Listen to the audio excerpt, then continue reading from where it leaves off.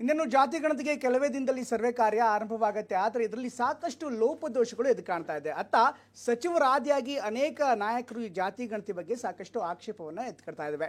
ಇದ್ರ ಜೊತೆಗೆ ನೇರವಾಗಿ ಆಯೋಗದ ವಿರುದ್ಧ ಎಡವಟ್ಟು ಮಾಡಿರುವಂಥ ಆರೋಪಗಳು ಕೂಡ ಕೇಳಿಬರ್ತಾ ಇದೆ. ಹಾಗಾದರೆ ಒಂದು ಕಡೆಗೆ ಸಮೀಕ್ಷೆ ತಡವಾಗಲಿ ಅನ್ನುವಂಥ ವಾದವೂ ಕೂಡ ಮಂಡನೆ ಆಗ್ತಾ ಇದ್ರೆ, ಮುಖ್ಯಮಂತ್ರಿ ಸಿದ್ದರಾಮಯ್ಯ ಮಾತ್ರ ಯಾವುದೇ ಕಾರಣಕ್ಕೂ ಕೂಡ ಸಮೀಕ್ಷೆಗೆ ತಡೆ ಸಿಗಲ್ಲ, ಎಂದಿನಂತೆ ಈಗಾಗಲೇ ಶೆಡ್ಯೂಲ್ ಆಗಿರೋ ಪ್ರಕಾರವೇ ನಡೆಯುತ್ತೆ ಅಂತ ಹೇಳ್ತಿದ್ರು. ಹಾಗಾದರೆ ಈ ಜಾತಿ ಗಣತಿಗೆ ಸಂಬಂಧಪಟ್ಟಂತೆ ಏನೆಲ್ಲ ಅಪ್ಡೇಟ್ಸ್ ಇದೆ ಅದನ್ನ ನೋಡೋಣ ಬನ್ನಿ.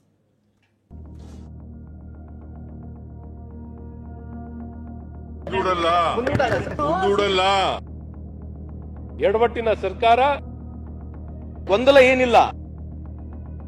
ಸಿದ್ದರಾಮಯ್ಯ ಅವರು ಯಾವ್ಯಾವಾಗ ಫೈಲರ್ ಆಗ್ತಾರೆ, ಅವ್ರಿಗಿರುವಂತ ಅಸ್ತ್ರ ಜಾತಿ. ಬಿಜೆಪಿಯವರು ಬೇರೆ ಪಾರ್ಟಿಯವರೆಲ್ಲ ಬಹಳ ಷಡ್ಯಂತ್ರವಾಗಿ ಪ್ರಚಾರ ಮಾಡ್ತಾ ಇದ್ದಾರೆ.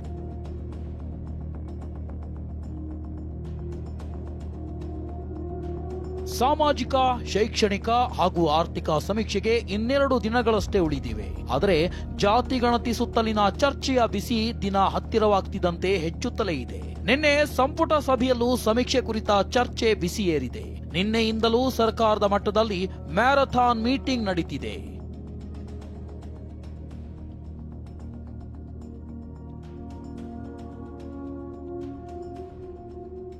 ಅಷ್ಟಕ್ಕೂ ಜಾತಿ ಸಮೀಕ್ಷೆಯ ಗೊಂದಲಕ್ಕೆ ಕಾರಣವಾಗಿದ್ದೇ ಹಿಂದುಳಿದ ವರ್ಗಗಳ ಆಯೋಗದ ಎಡವಟ್ಟು. ಹಾಗಿದ್ರೆ ಆಯೋಗ ಮಾಡಿರೋ ಎಡವಟ್ಟುಗಳೇನು ತೋರಿಸ್ತೀವಿ ನೋಡಿ.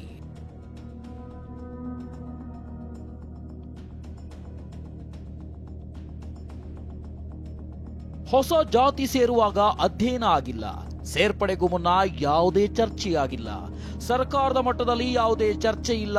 ಸೇರ್ಪಡೆಗೂ ಮುನ್ನ ಸರ್ಕಾರ ಅನುಮತಿ ಕೊಡಬೇಕು, ಸೇರಿಸುವ ಮೊದಲು ಆಯೋಗದಲ್ಲಿ ಚರ್ಚೆ ಆಗಬೇಕಿತ್ತು.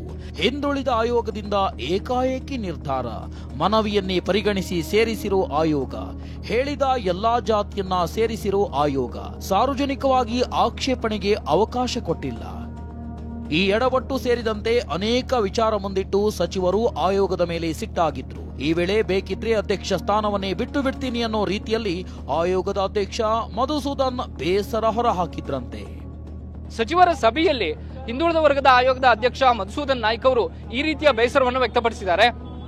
ಈ ರೀತಿಯ ಗೊಂದಲಗಳು ತಾರಕಕ್ಕೆ ಏರಿದ್ದೇ ಆದ್ರೆ ನಾನು ಈ ಸ್ಥಾನವನ್ನು ಬಿಟ್ಕೊಡೋದಕ್ಕೂ ಕೂಡ ಸಿದ್ಧನಿದ್ದೇನೆ.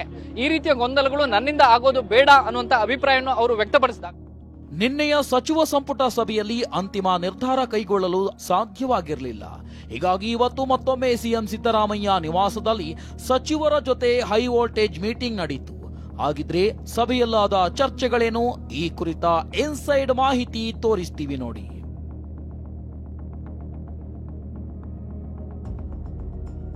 ಸರ್ವೆ ಉದ್ದೇಶ ಒಳ್ಳೆಯದು, ಆದರೆ ಸರಿಯಾದ ರೀತಿಯಲ್ಲಿ ಆಗಬೇಕು. ಸರ್ವೆ ಒಳ್ಳೆಯ ರೀತಿಯಲ್ಲಿ ನಡೆಯಲಿ ಎಂದು ಸಚಿವರು ಒತ್ತಾಯಿಸಿದರು. ಆಯೋಗದ ಮೇಲೆ ಯಾವುದೇ ಪ್ರಭಾವ ಬೀರದಿರಲು ಚರ್ಚೆ ನಡೆಸಲಾಯಿತು. ಇದು ಜಾತಿ ಗಣತಿಯಲ್ಲ, ಇದು ಸಾಮಾಜಿಕ ಆರ್ಥಿಕ ಸಮೀಕ್ಷೆ. ಈ ಸರ್ವೆಯಿಂದ ಯಾವುದೇ ಜಾತಿ ನಿರ್ಧಾರವಾಗುವುದಿಲ್ಲ. ಸರ್ವೆ ನಡೆಸಿದ ಬಳಿಕ ದತ್ತಾಂಶದ ಆಧಾರದ ಮೇಲೆ ನಿರ್ಧಾರವಾಗುತ್ತದೆ ಎಂದು ಮಾತುಕತೆ ನಡೆಯಿತು. ಇಷ್ಟೇ ಅಲ್ಲದೆ ದತ್ತಾಂಶದ ಬಳಿಕ ಮತ್ತೊಂದು ಚರ್ಚೆ ನಡೆಸಿ ತೀರ್ಮಾನಿಸೋಣ ಎಂದು ಸಭೆಯಲ್ಲಿ ನಿರ್ಧರಿಸಲಾಯಿತು. ಇಷ್ಟೆಲ್ಲ ಚರ್ಚೆಗಳ ನಡುವೆ ಜಾತಿ ಗಣತಿ ಏನಾದರೂ ಮುಂದೂಡಿಕೆ ಆಗುತ್ತಾ ಎಂಬ ಪ್ರಶ್ನೆ ಎದ್ದಿತ್ತು.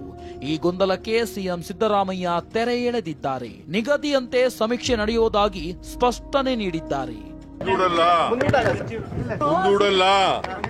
ಈಗ ಬ್ಯಾಕ್ವರ್ಡ್ ಕ್ಲಾಸ್ ಕಮಿಷನ್ ಇದೆಯಲ್ಲ, ಅದು ಕಾನ್ಸ್ಟಿಟ್ಯೂಷನಲ್ಲಿ ಕಾನ್ಸ್ಟಿಟ್ಯೂಟೆಡ್ ಬಾಡಿ, ಸ್ಟ್ಯಾಚ್ಯೂಟರಿ ಬಾಡಿ. ಅವ್ರಿಗೇನು ನಿರ್ದೇಶನ ಕೊಡಕ್ ಬರಲ್ಲ, ಮತ್ತೆ ಮುಂದೂಡಕ್ ಹೋಗಲ್ಲ.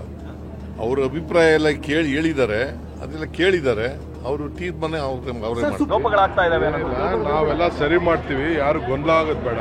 ಬಿಜೆಪಿಯವರು ಬೇರೆ ಪಾರ್ಟಿಯವರೆಲ್ಲ ಬಹಳ ಷಡ್ಯಂತ್ರವಾಗಿ ಪ್ರಚಾರ ಮಾಡ್ತಾ ಇದ್ದಾರೆ. ನಾವೆಲ್ಲರಿಗೂ ನ್ಯಾಯ ತೆಗೆಸ್ಕೊಡ್ತೀವಿ. ಅದನ್ನ ಆಲ್ಫಾಬೆಟಿಕ್ ಆರ್ಡರ್ ಅಲ್ಲಿ ಲಿಸ್ಟ್ ಮಾಡಿದ್ದಾರೆ ಅಷ್ಟೇ. ಗೊಂದಲ ಏನಿಲ್ಲ. ಕೆಲವು ಟೈಮ್ ಏನಾಗಿರುತ್ತೆ, ಬಿಕಾಸ್ ಬ್ಯಾಕ್ವರ್ಡ್ ಕ್ಲಾಸ್ ಕಮಿಷನ್ ಏನ್ ಮಾಡ್ತಾ ಇತ್ತು ಬಹಳಷ್ಟು ನಮಗೆ ಮಾಹಿತಿ ಇರಲಿಲ್ಲ. ನಿನ್ನೆ ಮಾಹಿತಿ ತಗೊಂಡಿದೀವಿ ನಾವು. ಸೊ ಮಾಹಿತಿ ತಗೊಂಡ್ಮೇಲೆ it is very clear, because they are not added anything. ಆದ್ರೆ ಬಿಜೆಪಿ ನಾಯಕರು ಇದೊಂದು ಎಡವಟ್ಟಿನ ಸರ್ಕಾರ ಅಂತ ಕರೆದಿದ್ದಾರೆ. ಕರ್ನಾಟಕ ರಾಜ್ಯದಲ್ಲಿ ಸಿದ್ದರಾಮಯ್ಯ ಅವರು ಯಾವ್ಯಾವಾಗ ಫೈಲರ್ ಆಗ್ತಾರೆ, ಆ ಎಲ್ಲ ಸಂದರ್ಭದಲ್ಲಿ ಅವ್ರಿಗಿರುವಂತ ಅಸ್ತ್ರ ಜಾತಿ. ಎಡವಟ್ಟಿನ ಸರ್ಕಾರ, ಅಲ್ಲಿ ಕಮಿಷನ್ ನಲ್ಲಿ ಚೇರ್ಮನ್ರು, ಅಲ್ಲಿ ಸಮಿತಿನಲ್ಲಿ ಇರೋರು ಒಬ್ರು, ಇನ್ನೊಬ್ರು ಔಟ್ಸೈಡ್ ಎಕ್ಸ್ಟ್ರಾ ಕಾನ್ಸ್ಟಿಟ್ಯೂಷನಲ್ ಅಥಾರಿಟಿಗಳು ಈ ಸರ್ಕಾರದಲ್ಲಿ ಎಕ್ಸ್ಟ್ರಾ ಕಾನ್ಸ್ಟಿಟ್ಯೂಷನಲ್ ಅಥಾರಿಟಿಗಳು ಜಾಸ್ತಿ ಆಗ್ಬಿಟ್ಟವ್ರೆ. ರಾಜ್ಯ ಸರ್ಕಾರದ ಜಾತಿ ಗಣತಿ ವಿರೋಧಿಸಿ ಹೈಕೋರ್ಟ್ PIL ವಿಚಾರಣೆ ನಡೆಸಿದೆ. ರಾಜ್ಯ ಹಾಗೂ ಕೇಂದ್ರ ಸರ್ಕಾರಕ್ಕೆ ನೋಟಿಸ್ ನೀಡಿದೆ. ಹಿಂದುಳಿದ ಆಯೋಗ ಕಾಲಾವಕಾಶ ಕೇಳಿದ್ದು ಅರ್ಜಿಗಳ ವಿಚಾರಣೆ ಸೆಪ್ಟೆಂಬರ್ 22ಕ್ಕೆ ನಿಗದಿಪಡಿಸಲಾಗಿದೆ. ಪ್ರಸನ್ನ ಗಾಂವ್ಕರ್ ಜೊತೆ ಪ್ರಮೋದ್, TV9 ಬೆಂಗಳೂರು.